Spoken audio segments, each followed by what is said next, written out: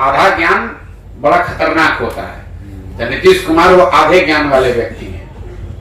हुआ यह है कि बिहार में इतने मूर्ख नेता हैं, उसमें थोड़ा पढ़ा लिखा आदमी भी लगता है कि इससे बड़ा कोई ज्ञानी पैदा ही नहीं हुआ है। तो नीतीश कुमार को भी ये भ्रम हो गया है कि हमसे ज्यादा ज्ञानी कोई है ही नहीं। भाई नीतीश कुमार पढ़े लिखे व्यक्ति हैं, इसमें कोई दो मत नहीं है, बहुत होशियार समझदार आदमी है, लेकिन वो बिहार के एकमात्र पढ़े लिखे आदमी नहीं, उनसे बहुत ज्यादा पढ़ा लिखा आदमी भी इसी धरती पर हजारों की संख्या में है।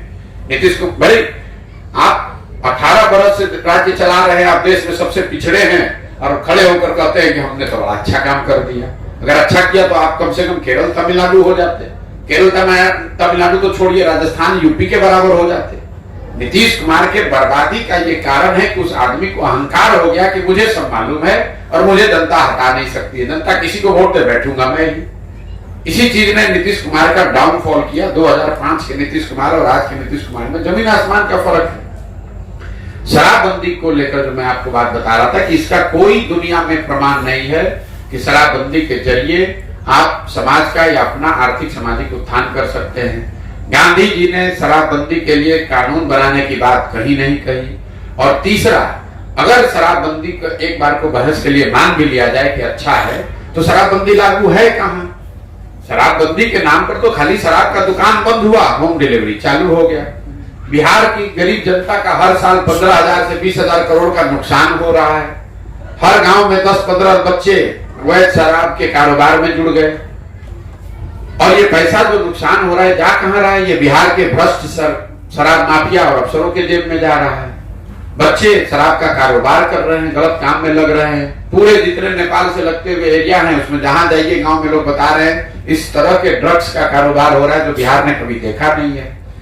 शराबबंदी लागू होने के बाद से अभी तक 6,37,000 से ज्यादा केस किए गए हैं शराबबंदी कानून के तहत। उसमें करीब 1.25 लाख लोग आज भी कोर्ट और थानों के चक्कर लगा रहे हैं। ये 1.25 लाख लोग जब एक बार आप थाने में पड़ गए, जेल चले गए, तो सबसे ज्यादा परेशानी भी उस घर की महिला को है। पुरुष पकड़ लिया गया, महिला बेचारी दौड़ रही है थाने में, कोर्ट में, जो भी बचा खुचा है वो भी बिक जा रहा है उनका। तो ना इसका कोई आधार है, ना कोई इसका मोरल आधार है, ना ये जमीन पर लागू है। नुकसान अलग हो रहा है, महिलाएं अलग परेशान हो रही है। लेकिन नीतीश कुमार का जिद है, कहना नहीं यही लागू रहेगा। पूरे बिहार में शराब बिक रहा है, कह रहा नहीं शराबबंदी लागू है। जहरीली शराब से होने वाली मौत की संख्या यहाँ हजारों में है। हर पंचायत में मैं जब चल रहा हूँ लोग बता रहे हैं, वो तो पुलिस प्रशासन के डर से वो केस ही नहीं करता है। लेकिन सरकार को कोई असर नहीं है। नीतीश कुमार खड़ा होकर कह रहा है जो पिएगा वो मरेगा। अपनी गलती का कोई एहसास नहीं है। नीतीश कुमार के राजनीति का ये अंतिम दौर चल रहा है। नीतीश कुमार को पक्ष में या विपक्ष में कोई नहीं पूछ रहा है कि आप हैं कौन। जब वो एनडीए में थे तो कई बार भाजपा ने इनको बुलाकर एक बार पूछा कि क्या करना है नहीं करना है। उसी तरह आप इंडिया में आए हैं तो यहाँ भी कोई नहीं पूछ रहा है। पटना में जो बैठक हुई तो यहाँ लोगों ने बड़ा हल्ला मचाया, अरे नीतीश कुमार प्रधानमंत्री के दावेदार हो गए, चेहरा हो गए। फिर वो नहीं हुआ तो कहा इसके संयोजक हो जाएंगे। वो भी नहीं हुआ तो अच्छा इसी का नामकरण नीतीश बाबू करेंगे। अरे इनको तो कोई पूछ भी नहीं रहा है। अब और क्यों पूछेगा? मान लीजिए इंडिया अलायंस है, तो इंडिया अलायंस में सबसे बड़ा दल कांग्रेस है, दूसरा बड़ा दल टीएमसी है, तीसरा बड़ा दल डीएमके है। नीतीश कुमार उसमें क्या ऐसा कर देंगे कि सब लोग इनको मान लेगा? तेजस्वी यादव खड़ा होकर कह रहे हैं कि प्रधानमंत्री देश का कौन होगा। कोई पूछने वाला नहीं। भाई तुम्हारे सांसद हैं कितने? 543 के लोकसभा में आरजेडी के 0 सांसद हैं और कह रहा है कि प्रधानमंत्री कौन होगा हम तय करेंगे। ये तो ऐसे होगा कि हम यहां से बैठ के कहें कि अमेरिका का राष्ट्रपति कौन होगा।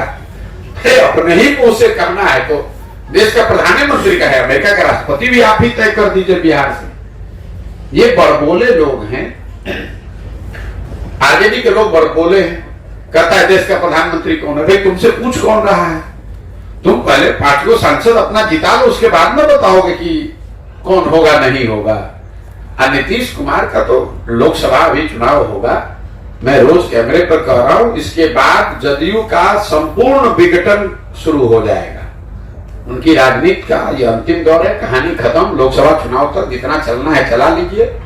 उनके दल में आप देखिएगा इतनी भगदड़ मचेगी लोकसभा के बाद उस दल का अगर विघटन न हो जाए तो आप हमको बुला लीजिएगा, हम कैमरे पर नीतीश कुमार से खड़े होकर माफी मांग लेंगे। उनके दल का विघटन होना ही होना है लोकसभा चुनाव तक, जितना चलना है चल लेंगे। मोदी जी के साथ थे तो उनको विशेष राज्य का दर्जा एक बार भी उनके मुंह से गलती से भी नहीं निकला।